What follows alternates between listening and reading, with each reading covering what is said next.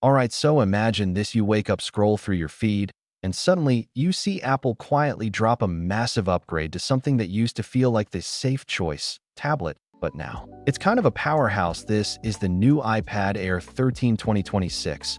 And honestly, it feels like Apple took a big step closer to the Pro lineup without calling it Pro, and that changes everything. So if you're thinking about upgrading or just curious if this thing is actually worth it, you're going to want to stick around, because there's a lot to unpack here. And yeah, before we go deeper, make sure you hit that subscribe button and drop a like. It really helps out the channel and keeps these reviews coming. So first impressions: picking this thing up, it feels exactly like what you expect from Apple. Super clean, super premium glass on the front, aluminum on the back and frame, and it's insanely thin at just 6.1 millimeters. Like, it almost doesn't make sense how they fit everything in here. And even though it's a 13-inch tablet, it doesn't feel crazy heavy, sitting around 616 grams. It's got that perfect balance where it feels solid but still comfortable for long use, whether you're watching content, editing, or just browsing.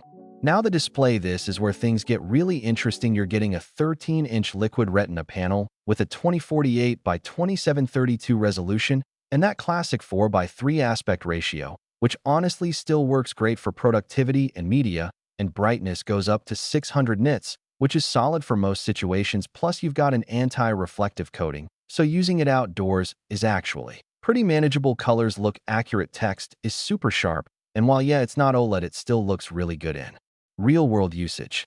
But let's talk performance, because this is where Apple kind of shocked everyone. They dropped the M4 chip into the Air lineup. Yeah, the same generation chip that powers their higher-end devices, and that means this thing absolutely flies. You've got an octa-core CPU with performance and efficiency cores working together, plus a 9-core GPU and 12 gigs of RAM across all variants. And what that translates to in real life is zero lag. Whether you're multitasking, editing 4K video, playing heavy games, or even using demanding apps, this thing just handles it effortlessly.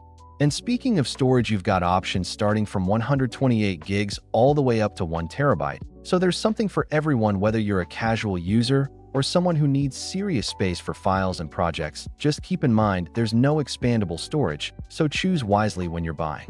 Now let's talk about the Apple Pencil Pro, because this is a huge part of the experience if you're into drawing, note-taking, or creative work. This combo is honestly insane. The latency is basically non-existent. It feels super natural, like writing on paper, and with all the pressure sensitivity and tilt support, it just becomes a really powerful tool for artists and students and even professionals. And the magnetic attachment and charging makes it seamless. You don't have to think about it, you just use it.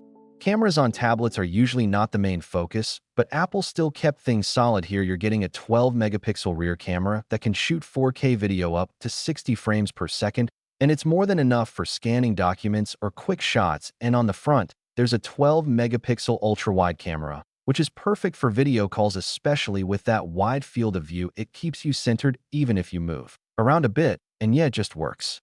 Audio is also a strong point. You've got stereo speakers, and they actually sound really good, loud, clear, and immersive, whether you're watching movies or listening to music. And even though there's no headphone jack, which is expected at this point, Bluetooth 6 support means better wireless audio performance and connectivity. Connectivity in general is stacked. You've got Wi-Fi 6E and even Wi-Fi 7 support, which is kind of future-proofing in a big way. Plus, if you go for the cellular model, you get full 5G support along with GPS, so this can actually replace a lot of what you'd use a laptop or even a phone for, depending on your workflow. Battery life is another area where this thing delivers a 9,705 mAh battery. Might not sound crazy on paper, but thanks to Apple's optimization, you can easily get through a full day of heavy use, and even more with lighter tasks. And it holds up really well over time too, which is something a lot of people care about. Now, real talk, this is where I want to hear from you. Would you pick this over a Pro model? Or does the lack of things like higher refresh rate or OLED display still matter to you? Drop a comment below. Let's talk about it. And if you're enjoying the breakdown so far, don't forget to like the video. It really helps push this out to more people. So yeah, that's the iPad Air 13 2026 with the Apple Pencil Pro, a surprisingly powerful combo that if you enjoyed this review and found it helpful, make sure you subscribe and like.